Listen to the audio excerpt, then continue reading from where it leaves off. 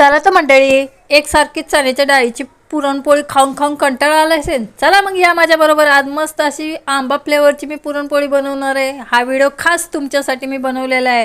चण्याची डाळ घेतली, त्याच्यात हळद घातली, हे शिजवायला घातलेले. एकीकडे पिकलेला आंबा घेतला, त्याचे गर काढले आणि मस्त असे मिक्सरला बारीक वाटून घ्यायचे. आता माझी चण्याची डाळ शिजलेली आहे.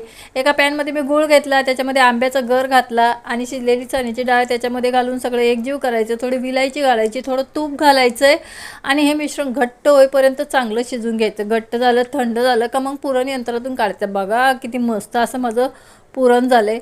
हा आंबा फ्लेवर पुरणपोळी की नाही, मी कल्याणच्या पुरण घरामध्ये खाल्लेली आहे. तिथे वेगवेगळ्या तऱ्हेचे फ्लेवर आहेत. त्याच्यातली मला मँगो फ्लेवर पुरणपोळी खूप आवडली, म्हणून हा व्हिडिओ मी तुमच्याबरोबर शेअर करत आहे.